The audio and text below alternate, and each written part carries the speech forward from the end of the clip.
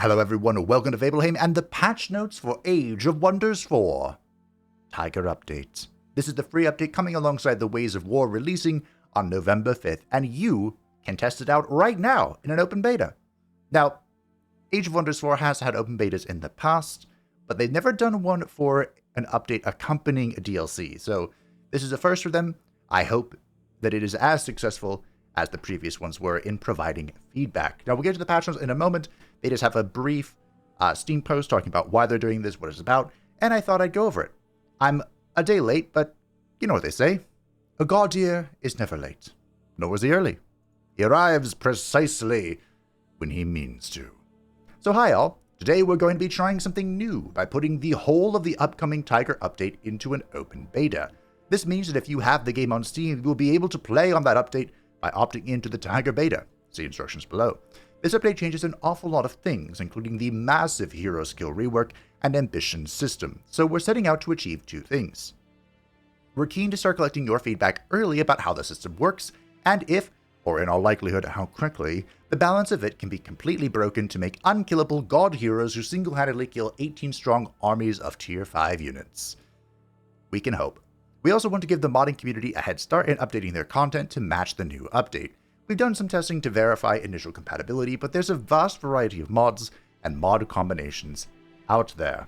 After updating to the Tiger beta, your in-game version will read that text. So to get into the beta, it is only available on Steam. Owners on console, Epic, or GOG will receive the full Tiger update alongside the Ways of War content pack on November 5th. If a save has been made in open beta, there is no going back. You will not be able to open that save in the game outside of the beta until the beta ends on November 7th. Only use this in multiplayer if all participants agree. Make sure you do not use the beta in multiplayer without checking with the other players first. Once a multiplayer game session has been updated to use the open beta, you cannot go back to previous versions. The changes we make during the open beta will not be integrated into the main game on the 5th. They will be integrated when the beta ends. This means that if you step out of the beta before it ends on the 7th, you'll be going to an earlier version of the video game. That being said, to access the beta branch, you need to do the following. You right-click on the game on Steam and go to Properties, and then there will be a beta tab, and you can select where it says None, the beta. Should be listed in the drop-down menu. Select the beta you'd like to opt into. Yes, a restart of your Steam client may be needed if the branch is not visible.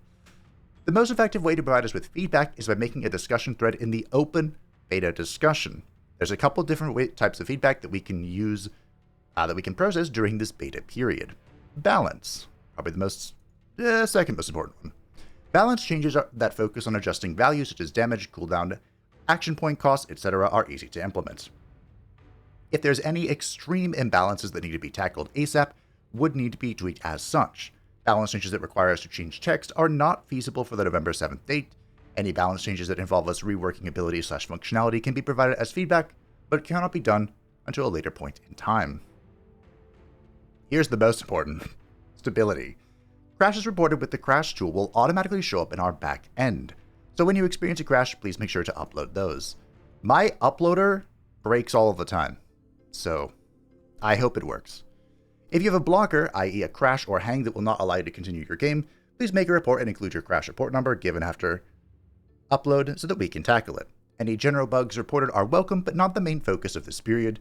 We'll try to address those in a timely manner depending on our available resources. And then modding. If you experience issues and suspect that it might be related to one of the mods that you have installed, then please verify which mod it may be by disabling your mods. If you've determined which mod is causing your issue, try to contact the mod developer first. If you experience crashes with your mods, then please make a thread as stated above. While outdated mods can cause issues, we do try to ensure they do not crash. Starting on November 5th, we'll be busy with the official launch of Ways of War and the Tiger update, so after that goes live, our availability to respond will vastly decrease. This also means any feedback after November 5th may not make it into the November 7th version, so be aware. So it looks like they're already working on like a patch to the Tiger update. It's like a day one patch, but for a patch. A patch within a patch. Inception. And now we get to the Tiger update. So if you have feedback, it's in this discussion thing on the Steam forums. Of course, they're also very active on their Discord. if you would like to hop in there. I know a lot of people did have feedback about the hero rework, so let them know what you think. They are very receptive to feedback, and the betas in the past have always been very successful in my opinion. Like, I recall fondly the Watcher update, where you could make all of the bolstering matrices and get Imperium from them, and glorious times. Short-lived, but glorious times. So now it's time for what you're probably all here for. The nitty, the gritty, the detail. Now, the balance of the game is going to change tremendously after this update, so there's a lot to get through.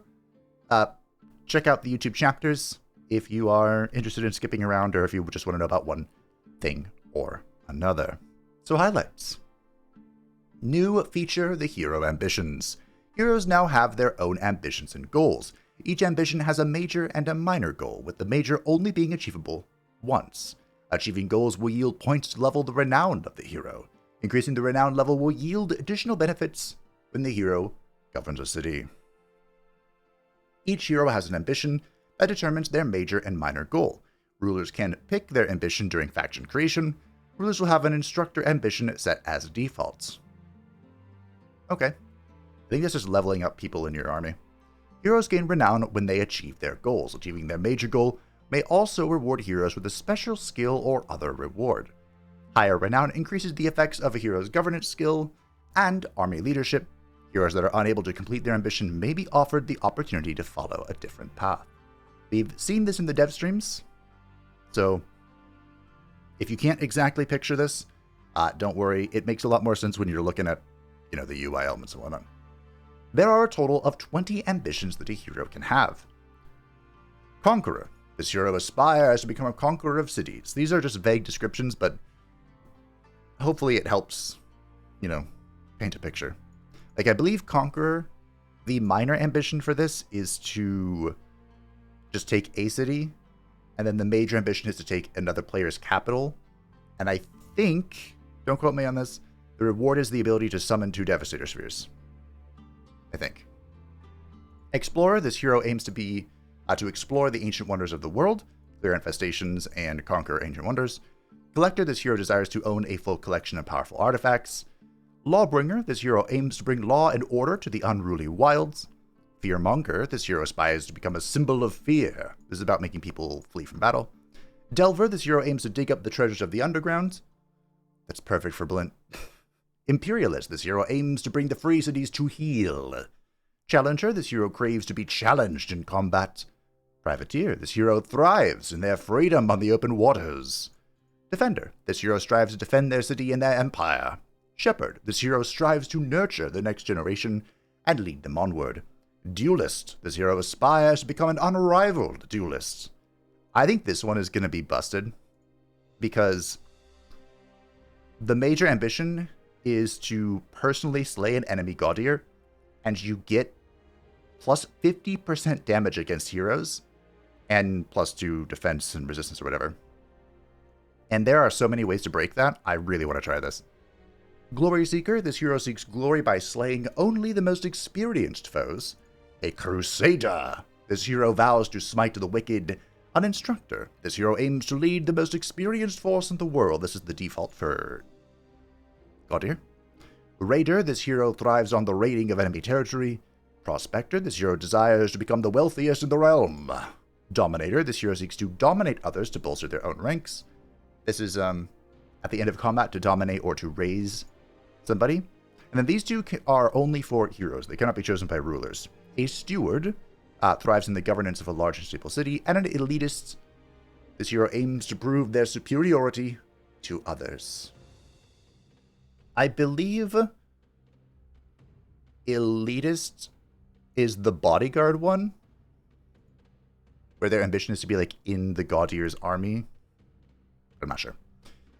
Renown is a measure of a hero's fame and status. This is reflected in 2 primary ways: governance and heroic leadership. The way city governors work has been updated and no longer uses affinity for additional income. Instead, each hero has a governance skill that increases in effectiveness as the hero gains more renown. Let's all be honest, no one cared at all about the affinities giving minor income. It was all about the passives. And those are gone as well. So, I mean, you know, they've been worked into the renowned stuff, but none of them give you, like... I don't believe there's any that gives you affinity, like the old adepts. The removal of adepts and the changes to signature skills are actually going to have a very tangible effect on builds, I think. We'll see, though. The type of governors is there's God Tier Governor. This is what the ruler always has. It's insane as well, by the way. Like bonus food, food cost reduction to grow your capital, bonus Imperium per Wizard Tower, and then is it +1 rank, I think? For recruitments of your capital? It's crazy. Equally as crazy is Ascended Governor. This is what your heroes recruited from your Pantheon have. All of them. And it's the same thing as God Tier Governor, but instead of bonus Imperium, you get... Oh, what is it? It's gold, knowledge, and something else. Like a third resource for every population, I believe. It's insane. Which is going to make Cult of Personality even stronger, because you can recruit multiple. Oh, that is so getting nerfed into the ground, isn't it? Recruiting Governor, I think this one's also going to be nutty. This, because if at full level, this gives +2 recruitment rank to their city, which is insane. They nerfed it in the previous patch, so I'm assuming this will be nerfed as well, but we'll see. Industrious Governor is bonus industry for quarries. Agricultural, I'm assuming bonus food stuff. Prospecting, bonus gold stuff. Arcane, probably bonus conduit stuff. Scholarly, probably bonus research stuff, which of course, I'm all about this. Nautical, bonus for, is it coast, water, and underground lakes, I think? Specialist Governor, no idea. And Fortifying Governor is defensive stuff. Who cares about that? Worst Governor, I'm calling it right now. Heroic Leadership. Heroes grant a morale bonus to units in their army that scales with their renown level.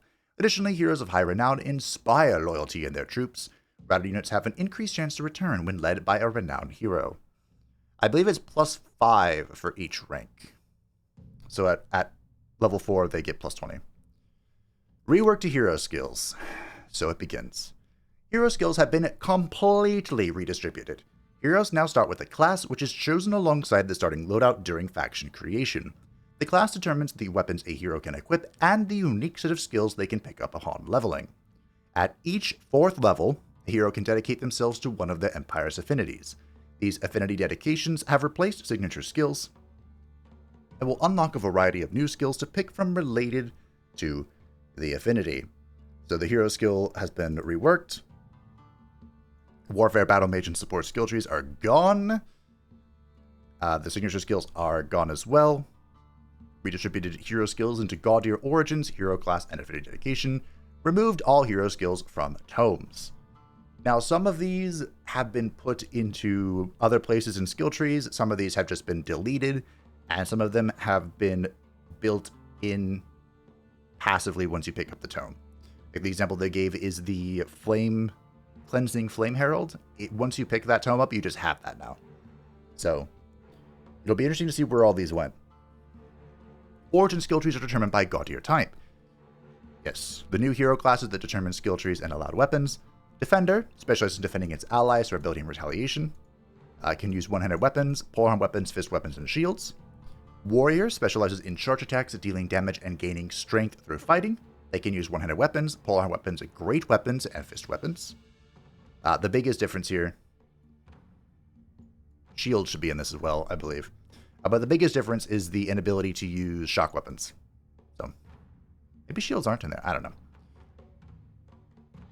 Oh, yeah, there it is. It's just awkward. This is why formatting is important. But yeah, shields. They can use shields as well. Mage specializes in magic damage, area of effect, and inflicting debilitating series effects. They can use the magic orbs, the magic staff, and the Eldritch Relic. Of course, only Eldritch Sovereigns can use the relic. Ritualist specializes in support through healing, buffs, and combat summons. They can use the magic orb, magic staff, and Eldritch Relic. Again, only for the Eldritch Sovereigns. Ranger specializes in ranged damage, skirmishing and disrupting enemies. They can use all ranged weapons and skirmisher weapons, which are the sword and pistol, and now sword and crossbow. Cultures now only grant their core mechanic as a hero skill. The culture skill is automatically granted to rulers, and they have removed the feudal lord skills. The feudal culture heroes now get a 20% upkeep reduction for units in their army. That's pretty good. That is pretty good. Now only grant their core mechanic as a hero skill. What? I thought they said in one of the dev streams that it's just given to their heroes now. So when you recruit somebody, for example, as the Dark Culture, you just get Call of the Week. Because it felt bad to have to give, use a skill point for that. But we'll see.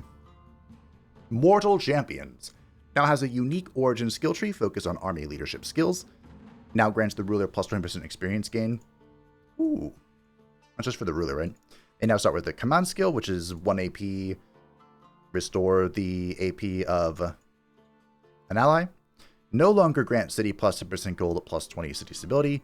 No longer grants the throne city plus 20 draft. No longer grants non-hero units plus 20% experience. Rest in pieces. You were once the greatest. And now you're down with my wizard kings. Which have been reworked as well. Now has a unique origin skill tree focused on combat spell enhancing skills. Now grants plus 2 mana per conduit in the Empire. Now starts with the new channeling ritual ability instead of overchannel. No longer grants cities plus 10% mana, and no longer gains additional casting points on level up. Ah, my poor, poor wizard kings. They can still get bonus casting points though. It's in their tree thing.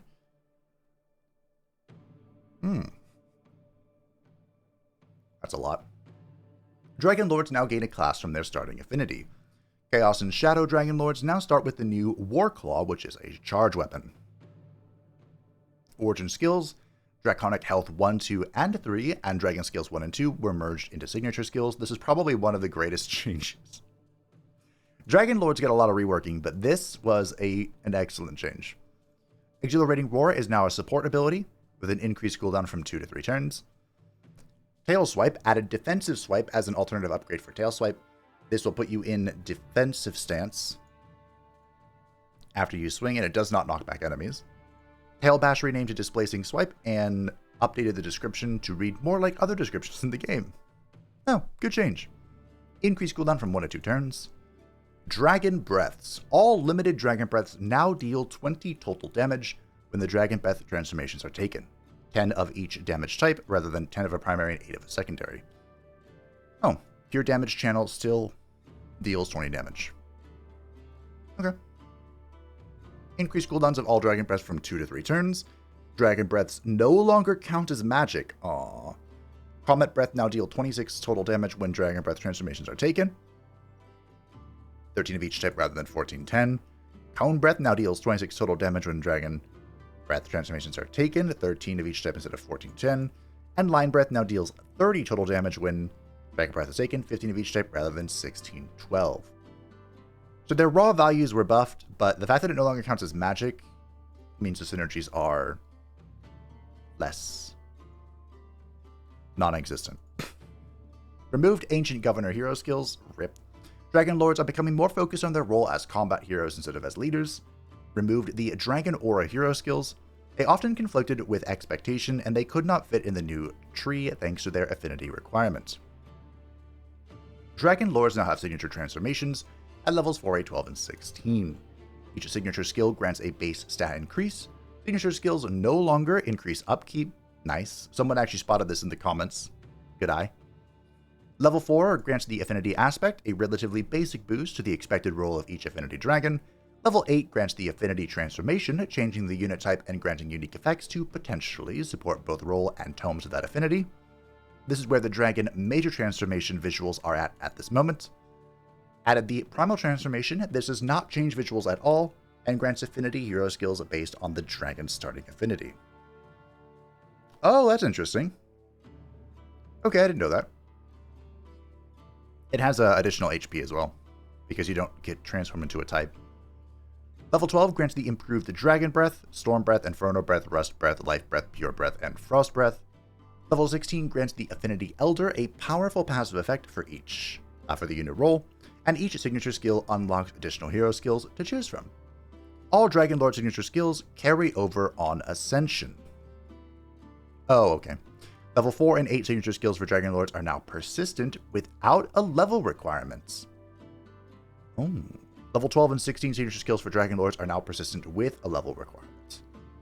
Okay, so what this means is if you win a campaign with a Dragon Lord, and then you recruit it in another campaign, your next one, why not? Level 4 and level 8 will be there, and they will be active no matter what level you are. Are level 12 and 16, are they there as well? Just they're locked until you reach that level? I think so. I think that's what that means. Eldritch Sovereign removed Eldritch Sovereign Influence 1 and 2. Boo. Signature skills no longer have an associated affinity. And in the build they were showing, they also didn't get bonus unlocks. So, that might be changing. But we'll see. New content, Hero Quests. Huh? Added a brand new selection of hero quests that can occur during a game. With 11 quests across various objectives, these will bring a fresh feeling to the early game. Oh, okay, so it's no longer just, my mount was killed, help me claim vengeance, or my brother went dowsing and got lost, but he found rubies in a gold mine.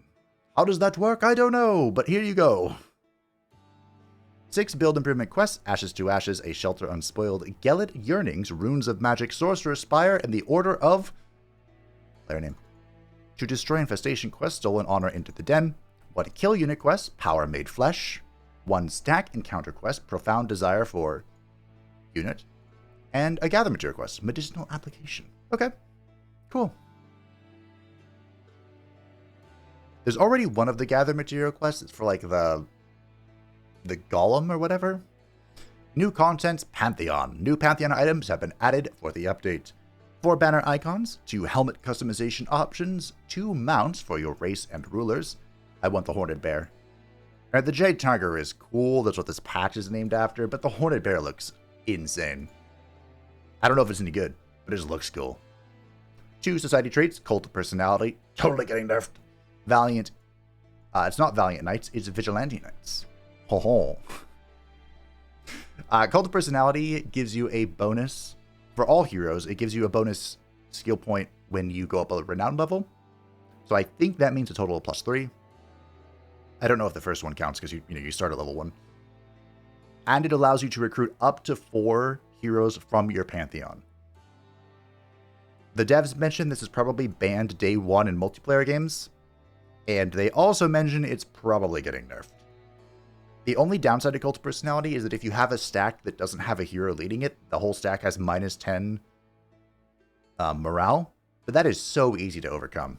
So, it's really not a debuff at all. And Vigilante Knights is you gain +100 Imperium for destroying an infestation that has a bounty on it.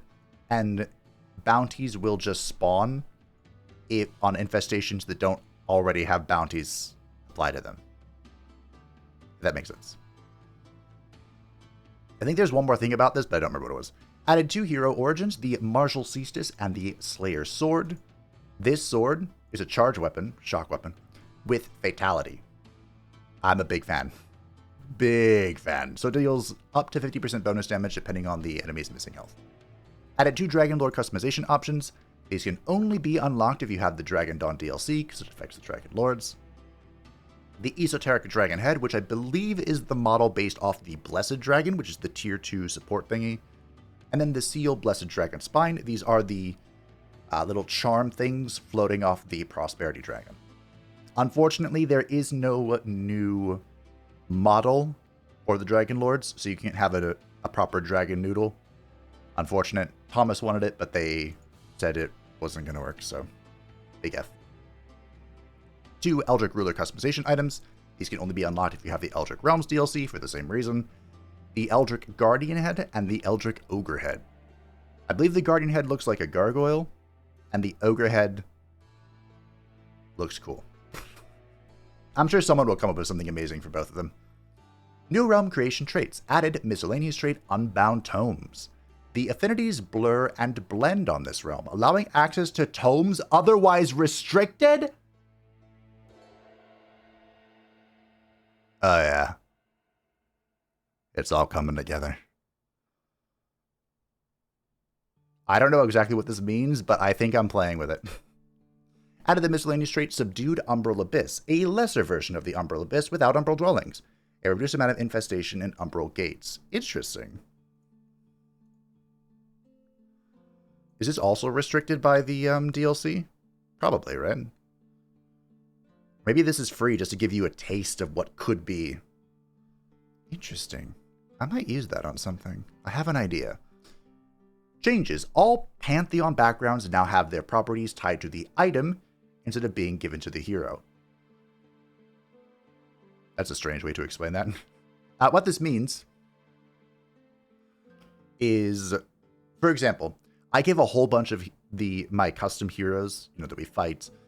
I give them the Berserker's Axe because it gives the hero Berserk, which is you go steadfast, so you can't die, and then, you're uncontrollable for a turn or whatever. I give that to them so they don't just throw their lives away aimlessly, no matter what they, what items they end up using. Now, that will not be given to your character, but rather just the item itself.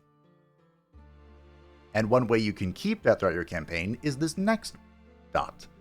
All items from Pantheon backgrounds can now be forged in the Item Forge using itemforge/Pantheon blueprints. I still have a question. Are literally all of them going to show up? Because that is going to be a lot of blueprints. Or will it just be the ones you have, like the one you picked? That's what I thought it would be, but we'll find out. Magehaven will now show random heroes from the player's Pantheon instead of only the first 5. How does this get randomized? You used to be able to control this yourself by, turning them off. And whenever I started a series, I would change them based on what we were about to do. So I feel a little bad that I can't do that anymore, but if it randomizes enough, maybe it'll be okay. All players can now recruit up to 1 hero from the Pantheon instead of a regular hero. Cost for recruiting a Pantheon hero is 100 Imperium plus 100 per level?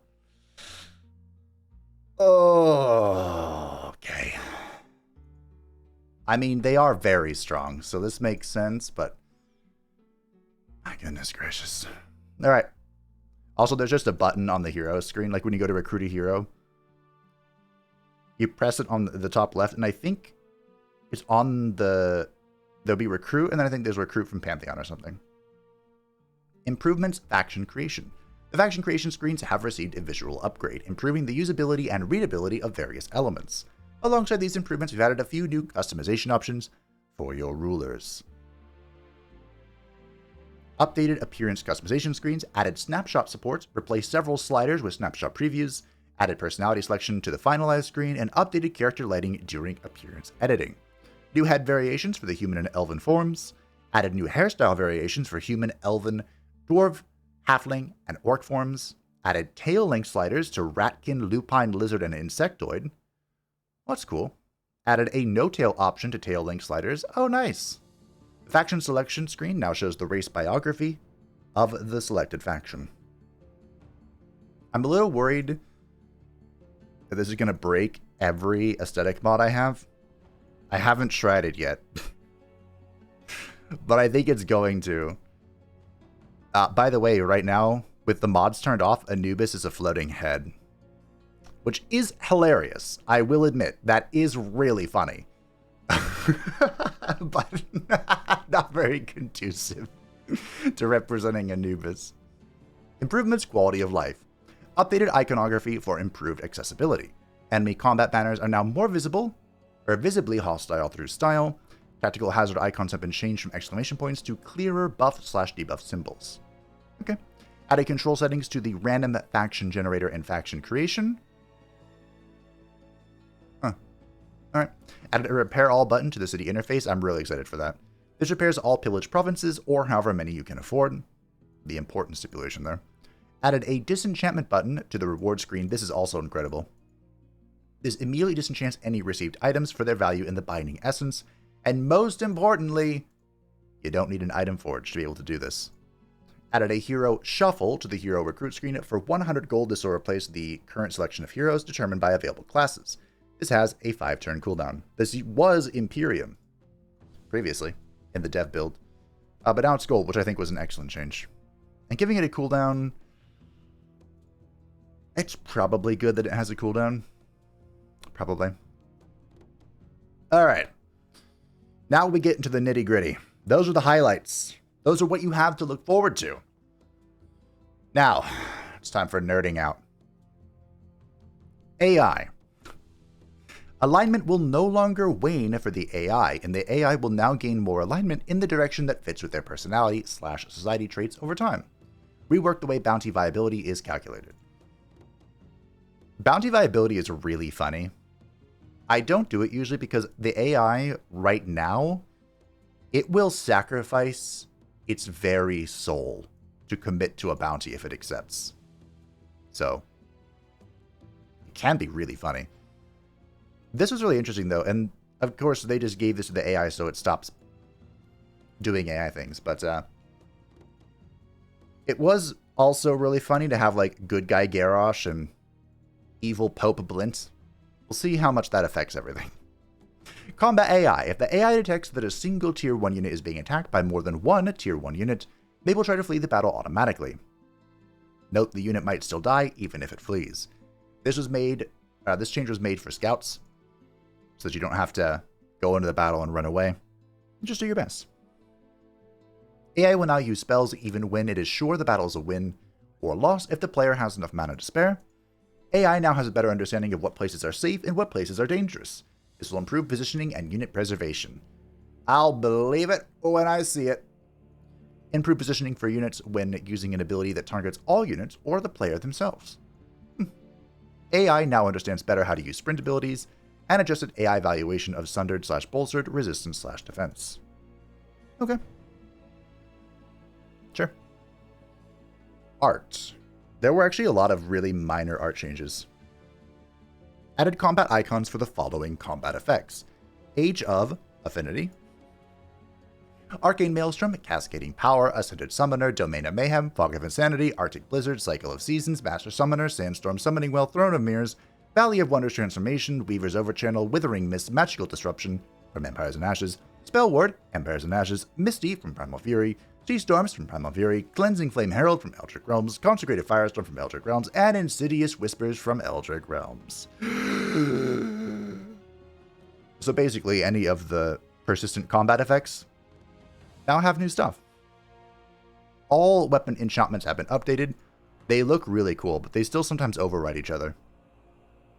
But the main thing behind the weapon enchantments was what was the exact wording?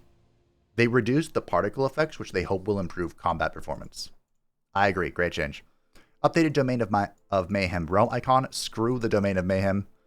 Angelic Transformation can now have visualization disabled, which leaves the angel's wings visible.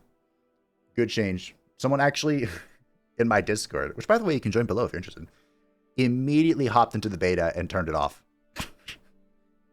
So, we no longer are glow sticks. Very nice. Combat.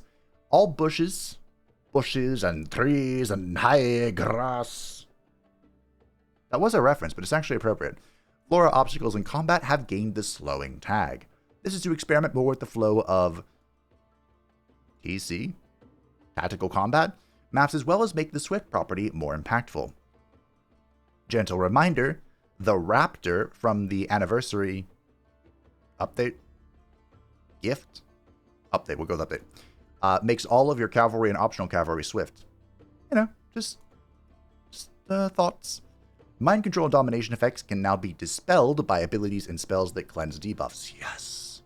Cleansing spells/abilities that only target friendlies will automatically make an exception for mind control units that are temporarily on the enemy's side. I'm so glad they fixed that. Changed how link effects replace each other. Positive links all have priority 1, and negative links all have priority 2. So negative links always take priority and can replace positive ones. Oh, okay. Same priority links used to replace each other that can no longer occur. Okay.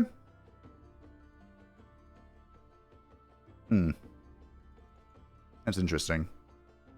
This change is coming in, of course, because all of the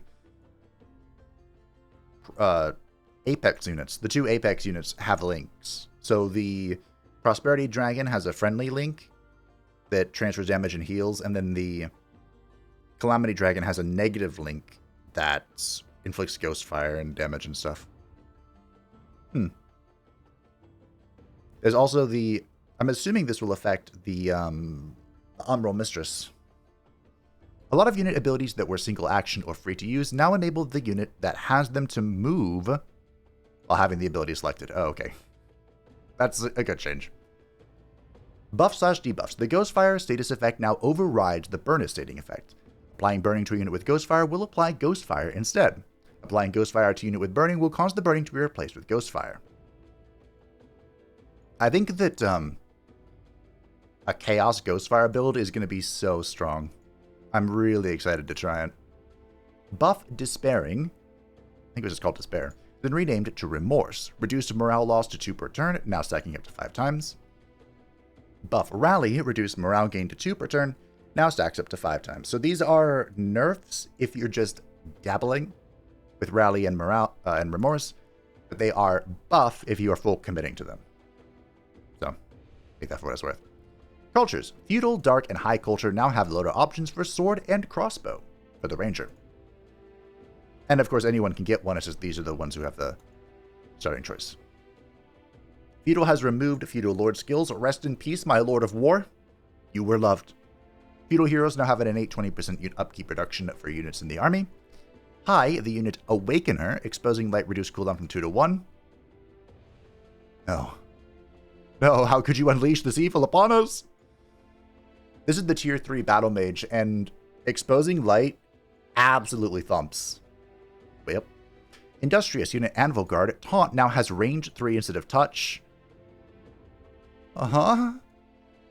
I mean, to be fair, the Anvil Guard's their tier 1 unit, so it's really not that big of a deal, but it could be annoying. Mystic Attunement. The Echo Casting. If a hurried spell is cancelled, it can be hurried again in the same turn. Oh, so that's just a bug. The unit Spellbreaker. Cosmic Pulse now has a 60% chance to dispel 1 positive status effect. Slowly, but surely, my Fortune build is dying. Not dying, but, being weakened. Mystic Potential. Debuff Dissonance can now be dispelled. And unit enchantment Ciphers of Dissonance now applies to all non-Mystic units, as originally intended. I think the Mystic update is the reason they're doing this open beta. Because the Mystic update, while it was a really good update, it included a lot of cool changes, it brought with it so many headaches and bugs and unintentional interactions and stuff, so we're still slowly recovering from that. Reaver, the unit Mercenary, renamed the Mercenary passive to High Maintenance. So the Mercenary unit, their passive was called Mercenary? Interesting. I played the Reavers once, I don't remember. Primal, the Sylvan Wolf subculture Den terrain altering will now favor tree visuals that match the surrounding terrain. Pretty. Increased casting costs of all summon primal animal spells from 30 mana and 25 casting points to 45 mana and 13 casting points. Small change, just affects the early game. The Primal Darter, increased HP from 45 to 50, increased defense and resistance from 0 to 1. It needed a buff. Probably the worst range unit in the game, now that the Mage Lock has been buffed. Or, reworked. It's slightly reworked. It's so much better, though. The Primal Crow unit, Lightning Bolts now applies standard resistance on its base attack, and the Primal Crocodiles had its damage reduced from 14 to 13. It's fine, we used the Crocodile when it was stronger. Diplomacy. The bounty for capturing a free city has been updated to now require you to absorb, migrate, vassalize, or raise the city in order to complete the bounty instead of only needing to move an army onto the city. This change only applies to newly created bounties. Oh, so you could take a bounty and just walk onto it and then let the free city live? That's funny. Alignment now caps at 130 for good and negative 130 for evil. Oh, but I wanted to build up good boy points and then kill everybody and still be pure good. Any point gained from a flat, non-sustained amount below the minimum minus 130 or above maximum 130 is removed. Well, the grievance for violating a distant province claim through building a city has been upped from 10 to 15 points. The format for denouncing messages has been updated to show the denouncement reason, grievance, separate from the message. The effect of negotiating a truce with independent cities on alignment and devotion are now shown in the negotiate button and confirmation panel. Oh, that's a good change. The effects of diplomatic state trade options with other rulers on alignment and devotion are now shown on the trade item tooltip. And the effect of fabricating a grievance on alignment and devotion are now shown on the fabricate, grievance tooltip, and confirmation panel. Ah, Oath Sworn. Thank you for introducing all these lovely quality of life changes. Factions. Applied new ordering for all lords in the front end, who are now neatly ordered per DLC, with Alfred at the top and then all DLCs in order of appearance, newest first. No, okay. New form traits, Cheerful. This is coming from the Simians, I believe. 1. Form point. Morale increase gained by 50%. This is the opposite of Cold-Blooded. I believe it was called. I think this is... I mean, this is good, but because morale caps, is it really great? That's just 1 point. Inner Fire, 2 points. +3 resistance to fire. Melee attackers take 2 fire damage when attacking this unit. And they have the same thing for Frost and Lightning. Which is funny, because now we can do a real proper, why are you hitting yourself? Why are you hitting yourself? These are all mutually exclusive with each other, by the way. And I believe Poisonous? Elusive, increased defense and resistance gain from +5 to +5+. Let's try that again, shall we? Increased defense and resistance gain from +5. I did the exact same thing. To +5 from +4. I believe that... Isn't this just when you are opportunity attacking? Strong now gives +4 physical damage to single action attacks. A good change. This base is on top. It was previously +2 physical damage, just no matter what. And now it's still +2, but it's +4 if you have 1 shock attack. Or I suppose any other item that's just 1 swing. Are those all modded items? I don't even remember. Resilience. Decreased point cost from 3 to 2. Really? Adjust leaders that now have an extra point. And Toadkin form now has sharp eyes. So Resilience... I believe Resilient is just... +2 status resists? I believe? Or maybe even +2 resistance? That seems like a good buff. Free City. Free cities that have an Ancient Wonder annex will now share the Rally of Allegiance bonuses from that Ancient Wonder with their Overlord. Oh. Okay. Free cities will now share their Imperium income with their Overlord? Ooh, hold on. Wait a minute. So, free cities typically do not annex Ancient Wonders because they have to be cleared first. So this makes the vassal spawning strategy so much stronger. Because you can build a city. I mean, you build an outpost to capture wonders nearby, right? Then you could just turn it into a city and then you can release it. And you'll get the Imperium still. That seems really good. Happening. Change the impact of the low and high happening intensity settings. On low intensity, heavy happenings such as the Toll of Season or Intrigue happenings will no longer happen. Previously, they still had low chance to show, which made them show relatively often in 100+ turn sessions. And on high intensity, heavy happenings will be even more frequent now. Excellent. I love the YOLO on high intensity. Rays of Winter. Change the spell Call Arctic Blizzard to have its damage inflicted only apply to enemies. Sign of the Huntress changed from affecting ranged battle mage and support units to affecting ranged battle mage and skirmisher units. Oh, I see. So they remove supports from it. That's fine. In fact, this is kind of stronger, isn't it? Because skirmishers can... Sign of the Huntress gives you bonus damage, but you lose 1 range. So skirmishers who can, reposition quite easily. Wow, that's really good. Ravenous Visitants? Huh. Happening will no longer trigger before turn 30. I think this is supposed to be Ravenous Visitations, but I don't know. I can't recall what this says at all. Interface. The Realm selection screen will no longer show the completed tab in multiplayer. Great. World map summoning spells will now show the unit upkeep as varied if the spell can spawn multiple units with different upkeeps. Oh, I see.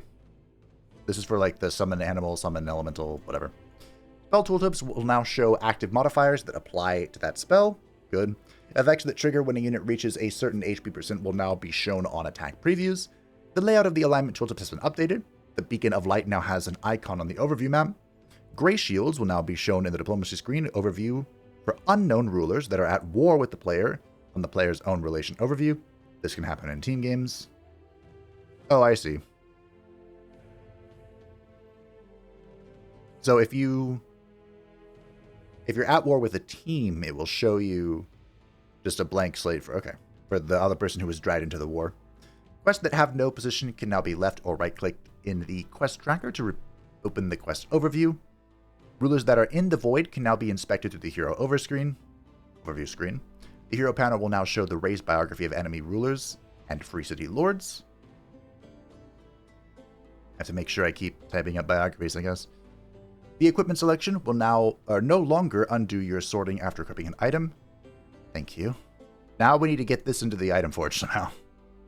The province panel will now show a text about pillaging when being pillaged, and removed hit chance pop-up that would sometimes appear when targeting an obstacle, because obstacles are always a 100% hit chance. Even if you're blinded. Text and descriptions. The alignment tooltip will now show the effects from Alignment Agenda, Scions of Evil, and Devotees of Good. Oh, nice. Alignment Agenda is the high culture. Clarified the tooltip for the Tier 3 Town Hall for Industrious that it reduces the cost of hurry production and hurry recruitment. Great. Added a hyperlink explanation to Rally of Leeches Text and Ancient Wonders, and updated the description of the emergency teleportation spell. So just upgrade the description. Didn't it say exactly what it did? Or is this the combat spell? Wasn't it it just relocates your hero, right?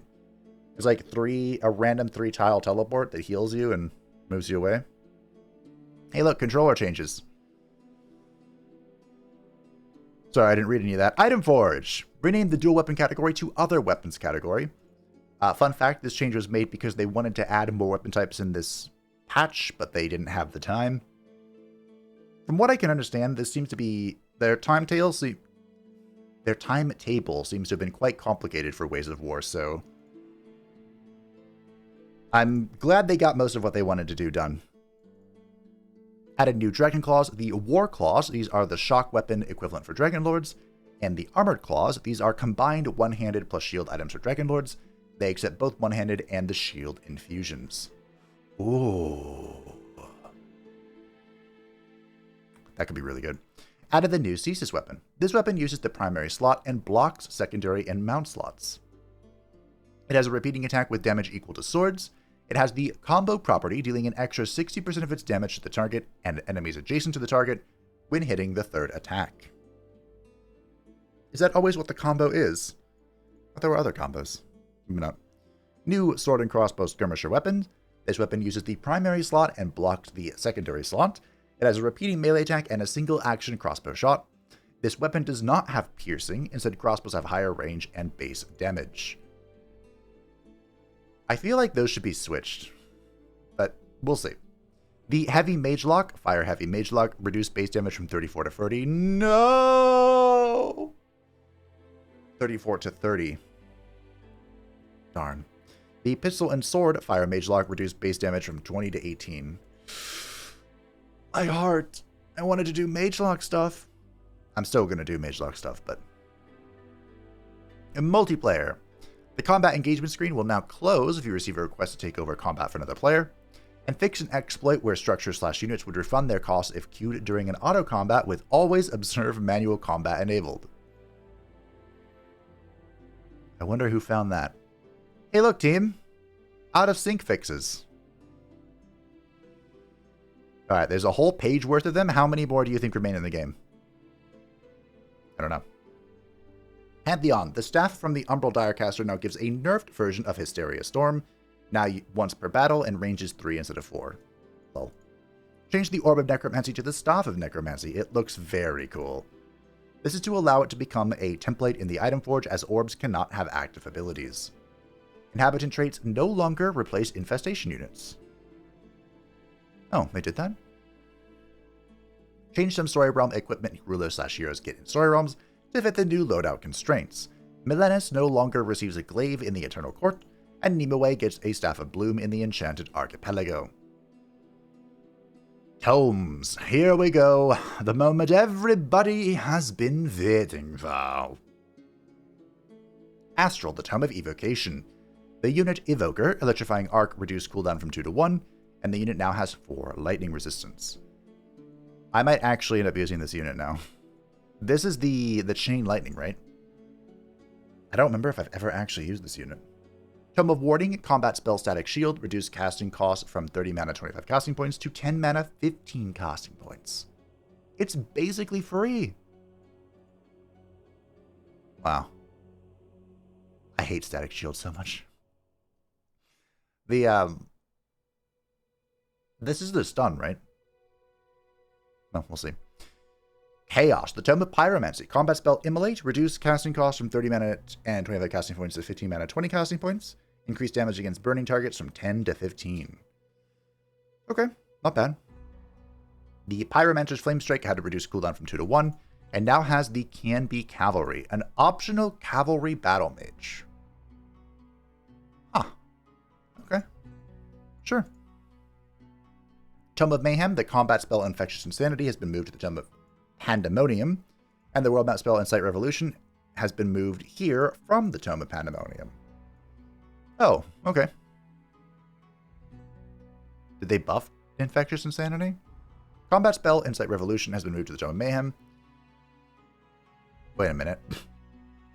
I believe it's a world map spell. I think the first one was correct. And I believe this is the combat spell Infectious Insanity has been moved here. The Chaos Eater, Chaotic Rebuke, has its range increased from 2 to 3. Okay, minor changes. The Tome of Chaos Channeling. The combat spell Fan the Inferno has reduced casting points from 150 mana and 50 casting points to 100 mana and 40 casting points. Ooh, okay. Pretty big mana reduction. Combat spell Sacrificial Slaughter. Damage changed from 10 per unit tier to 20 damage plus 5 extra damage per tier. I have no idea what that's referencing. World map spell Golden Horde reduced casting costs from 400 mana and 400 casting points to 300 mana and 300 casting points. Added a new world map spell, Summon Magma Spirit. Oh boy. The Magma Spirit Fire Bolts increased damage from 11 to 12. Instant rate changed from a full action to a single action ability. Reduced range from 6 to 4. An explosive phase now starts on a 1-turn cooldown. How many times have I summoned a combat Magma Spirit and gone, oh, great, we got a Magma Spirit. But now you can have one for real. So now we're just waiting for the water one, right? The Tidal Spirit. And then all of them we can actually summon. Tomb of the Demon Gate. Special Province Improvement Demon Gate now allows for the drafting of Nightmare Tier 3 and the Infernal Juggernauts. If you have Primal Fury. Interesting. World map spell Fight for Power no longer uses mana. What? Reduce casting point cost from 60 casting points to 45 casting points. This is the, you make two, there's have to be two fiends. Two fiends of the same tier fight each other. They both die, and then you get a random fiend from a higher tier. Excuse me, a random infernal fiend. Interesting.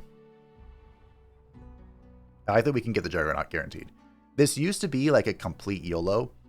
You had to have summon animal and use it on like volcanic or desolate terrain or something, and it was just a chance. Now we can get it guaranteed. Materium, Tome of the Crucible. The SPI Great Foundry now allows the drafting of Magma Spirits. Okay. Combat spell Lava Burst now marked as a damage/debuff spell. Are Magma Spirits good? They're not awful. Tome of the Creator, combat spell Tectonic Shatter now marked as a damage/debuff spell. I love Tectonic Shatter. It has shattered my game, too. At one point in time, it used to cause crashes. Not sure if it still does.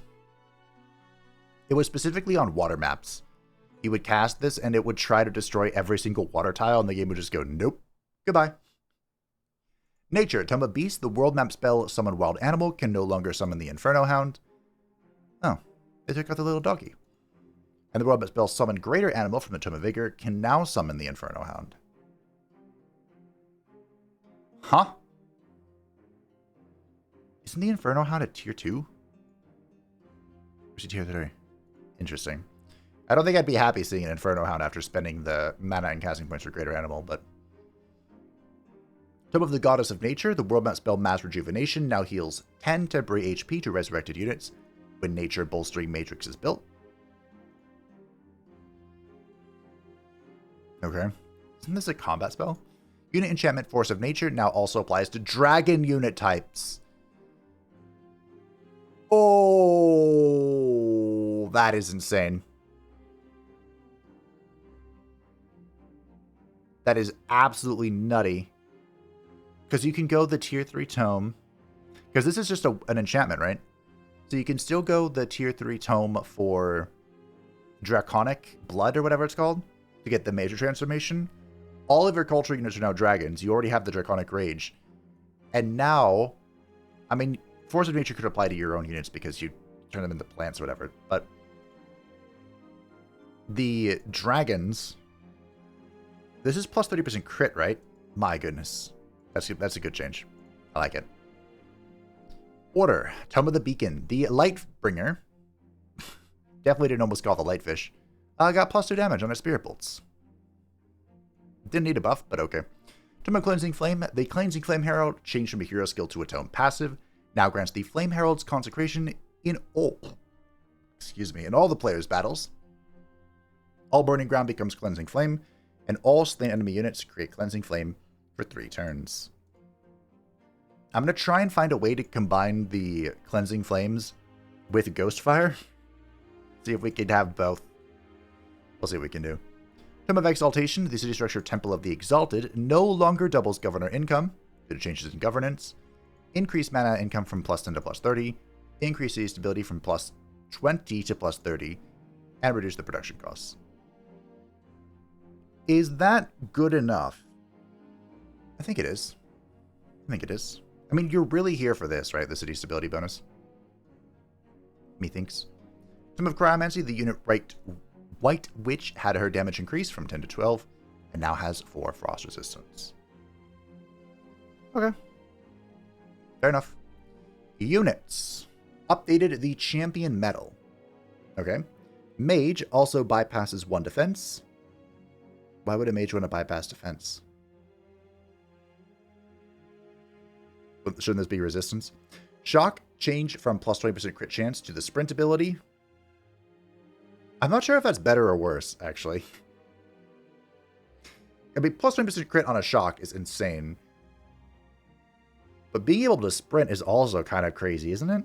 Skirmisher changed from the sprint ability to plus 20% critical chance. They now get extra critical instead of the sprint ability. Yeah, that's what that means. Thank you. Crit chance on a skirmisher.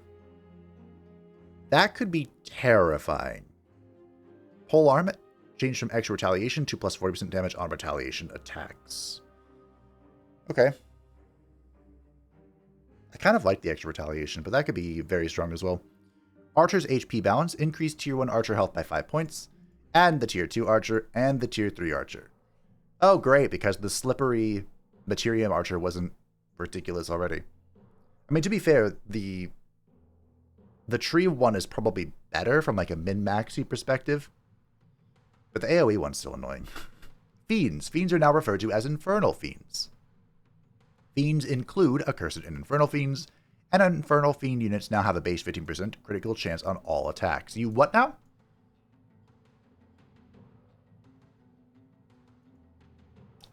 Huh.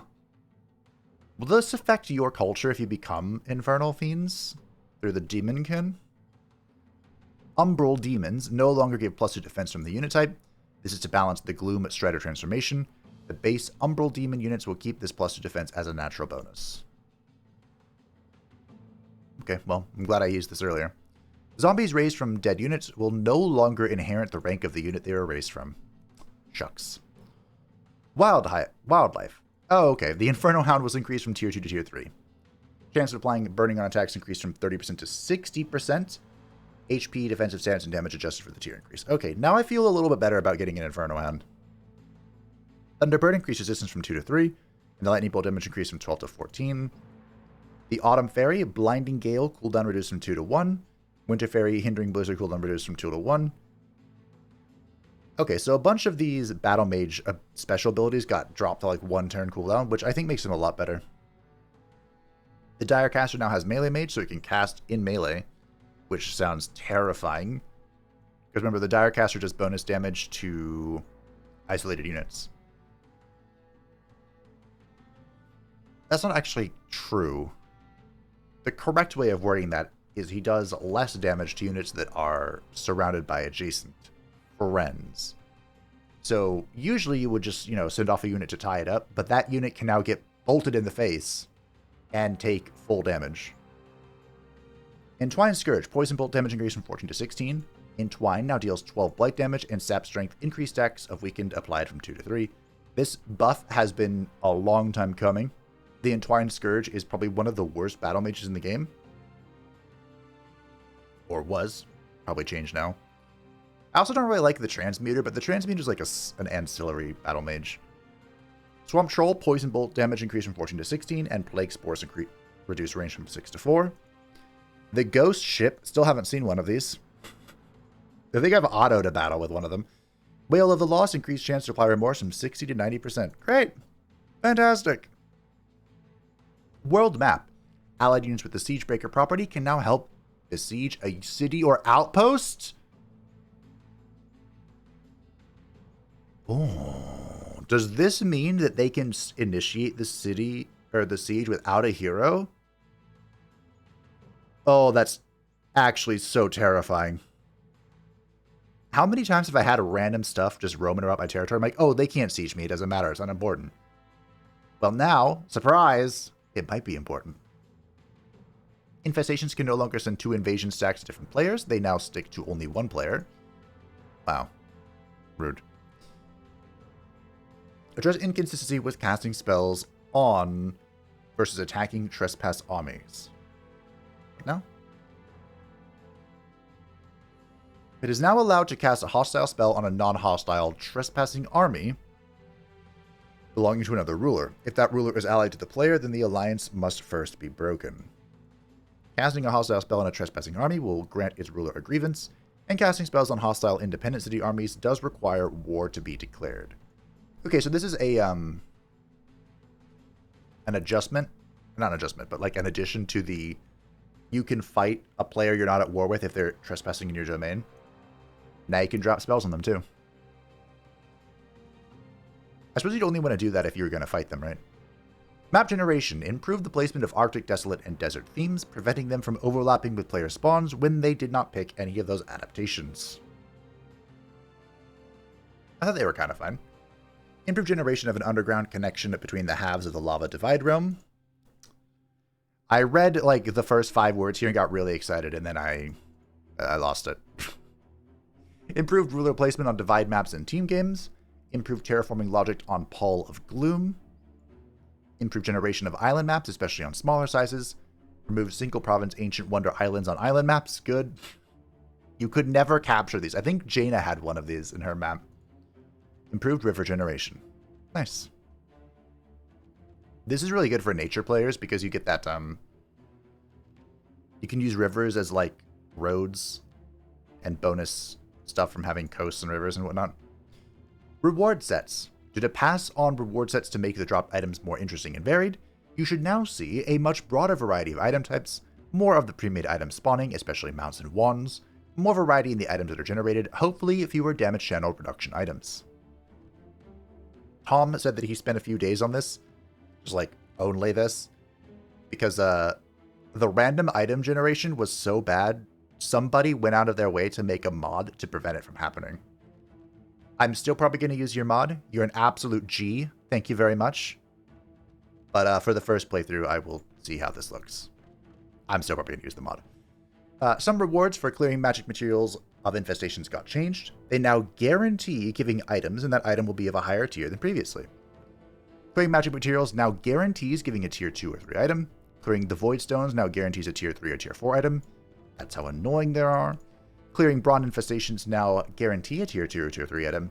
And silver infestations now guarantee a tier 3 or tier 4 item. How about gold infestations? I hope those are tier 4 guaranteed. Fixes. It's time for fixing. Fix a crash on the PlayStation. Correct. When continuing a game while watching the credits. That is very specific. Fix an issue where the game would freeze during faction creation on... I'm sorry, what resolution is this? 7,680 by 2160 resolutions? What the actual fuck? Huh.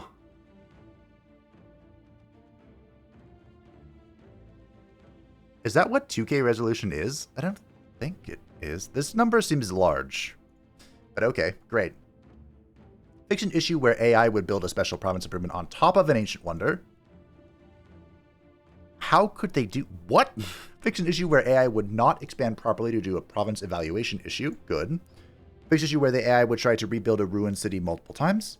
Fix issue where AI would walk on allied structures. Wouldn't that declare war? Fix issues where AI's vassals would not automatically join PvE wars. Fix an issue... sucks to suck. Fix an issue where free city defenders would not attack hostiles on nodes. Fix an issue where free city defenders in their overlord domain would not attack hostiles. I've seen this before. Fix an issue where free city defenders would pillage their overlord domain. Lol. Fix an issue where free city attacks would trigger combat while a city was still under siege. Oh yeah. I've seen that. I think we saw that in the last playthrough. Now for combat AI. Fix a bunch of abilities not being used by the AI when it is losing. Fixed AI using teleport abilities when the unit could have just walked. Will this stop them from running in to commit honorable seppuku, or... Well, we'll see. Fixed AI using some retaliation buffs on ranged units. Lol. Fixed AI using some invulnerability effects on high HP units. Fixed AI using some regeneration effects on high HP units. Fixed AI using some accuracy buffs, debuffs on units that are not close enough to an enemy to attack. Fixed AI rushing forward when hit by an enemy spell in the first turn of combat. Not quite what I was looking for, but similar. Fixed AI needlessly moving units sideways on the first turn of combat. Good. Fixed AI not always understanding the slowing effects of moving through obstacles. Fixed units sometimes moving backwards in the first turn of combat. Good. Fixed units that apply dissonance rushing forward at the start of combat. I mean, those are all great changes. There's also a new thing called, is it called spite mode? Right, like, when the AI is almost completely lost, they'll act differently to try and spite you. Art. Move the Scales faction banner icon to the Order category, previously incorrectly in the Pantheon category. Great. Fix clipping issues and gaps with several Mystic headbands. Or helmets. Fix clipping issues with the Wizard King blindfold. Fix an issue where units could have broken unit icons in the post-battle recruitment screen. Fix an incorrectly attached Barbarian cape. Fix an issue where the hair on halfling feet was determined by skin color instead of a hair color. Huh. I never paid attention. I guess that means I don't have a foot fetish. Fix an issue where units were incorrectly holding the reins of the Pegasus mounts. Fix an issue where the high staff would be held in the incorrect position on heroes with Gloomstrider. Okay. Combat. Fix a crash that could occur when controlling free city units while they've lost their lord. Fix an issue that allowed players to keep the war breed from Monstrous Rebirth by routing the unit. Oh, that's clever. Fix an issue where Starblades and similar effects would trigger on allied spells being cast. Fix an issue where a unit dying and being resurrected would allow effects like Slip Away and Draconic Rage to trigger again. Oh, I thought that was intended. Fix an issue where Slip Away and Keeper's Mark would set the unit's move points to 0 when they trigger. I thought that was intended too.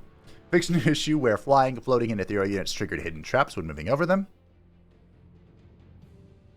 Hidden traps? Fix an issue where one player using Weaver's Overchannel in combat would block another player from using the same ability in the same turn. Yay, team stuff! Fix an issue where units gain more than double morale bonus when killing enemy units from the Inspiring Killer passive ability. See, they're only supposed to gain double morale bonus, not more than double. Fix missing group name and priorities for Electrified, Bleeding, Constricted, and Marked. Combat map. Change the combat map for the Sanctuary expansion to feature something more appropriate for the theme. Fixed a camera clipping issue in the Ancient Cave of Ancient Wonder. And fixed a camera clipping issue with the terrain on Ancient Wonder exterior combat. Ah, diplomacy. Several issues related to trading between two human rulers. Like, human? Fix an issue where heroes could be offered while Heroes can be offered while making an alliance or vassalage. Heroes are automatically returned when you reach an alliance. This must be related to multiplayer. Fix an issue where heroes already in a trade would not be removed. Where resource treaty options would get removed from the trade if the map peace/vassals option was removed while at war. Fix an issue. Treaties made during a vassalage proposal could immediately be cancelled because they were marked to end on diplomatic state change and would then cancel the entire group. Fix an issue where the send proposal button would be visible when creating a counter trade and deleting all items in the trade. Fix an issue where you would gain a negative relation modifier for breaking treaties if the AI was breaking treaties by making a declaration of rivalry. Thank you! Thank you. Fix an issue where AI rulers with the never break alliances personality trait would still sometimes break an alliance. Yeah, I've had that happen too. Fix an issue where the counter resource trade offers in a trade with an AI ruler would sometimes be unavailable even though the player has enough resources. Fix an issue where trying to summon a unit into the domain of another non-hostile ruler/independent city would always show the trespassing warning even if the player had already been caught trespassing. I don't think I've ever tried that. Economy. Fixed bountiful fields not applying its adjacency bonuses to unowned provinces. So it's supposed to. Builder's Quarter applying adjacency bonus to mines, which was not intended. Lol. The Sun Shrine applying its adjacency bonus to conduits, which was not intended. Druidic Empire from minus 80% food required for population to a plus 100% food income. This fixes the issue where AI rulers from Druidic Alliance or Primal Dispute would be able to grow their cities exceedingly fast. Huh. Okay. This is a, what are those things called? The thing I never do. I think I've done one of these event thingamabobs. Fix an issue with the Infernal Invaders quest in certain cases not showing the outro event and hence players missing out on rewards. F. Fix an issue with the Brutal Incursion quest being much more frequent than intended. Oh, this is the Butcher, I think. The Brutal Incursion war crest should no longer spawn the quest stack in another player's domain, but should invade the quest receiver's lands. This showed up at least 5 times in my Witch Beast playthrough. Stirring the Pot Vassal War event now only insults players you've actually met. Faction content. Fix an issue where the Hermit Kingdom Society trait would increase the value of all grievances instead of only the ones related to empires encroaching upon their domain. Gifted Casters now gives access to any spell instead of just combat spells. The combat spell selection hasn't worked since we added 2 starting spells. RIP. Fix Relentless Crusaders Imperium per kill reward not scaling with evil alignment. And fix an issue where Ari Kiaster had the wrong loadouts. Wait, so Relentless Crusaders is supposed to be even better than it was? It was already really good. Fix an issue with the game crashing if a different player than the original owner, when the Toll of Seasons raid started, reconquered a city held by the Toll of Seasons.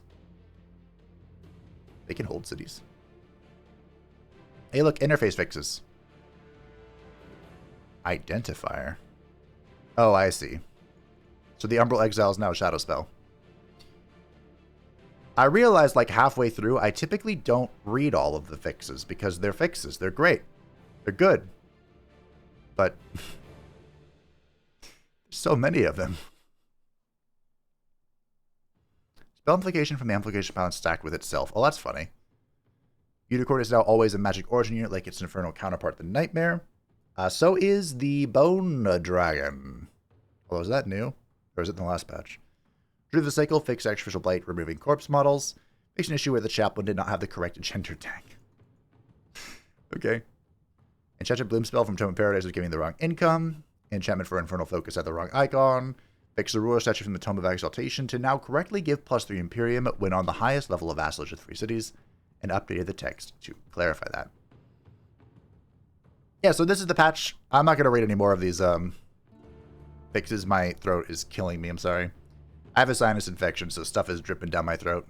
It's disgusting, I know. I'm trying to work through it, I promise. But anyway, that is the Tiger patch notes. I think the patch is great. I hope there aren't any major complications like there were with the Mystic patch. But you can test it out for yourself. I will leave a link to both the patch notes themselves and to this, which shows you all the directions if you are interested in testing out the open beta. Feel free to let me know what you think of the patch notes. I am very excited to get my hands on the heroes and start crumping and breaking everything. It's going to be a great time. So thank you all for watching. I hope that you enjoyed. Thank you to the patrons and the channel members who support the channel. I greatly appreciate you. If you would like to see our Pam channel, feel free to join the Discord description down below. And I will see you Thursday to check out the Art Dev Diary and Dev Stream, of course. And November 5th, The Ways of War. Bye.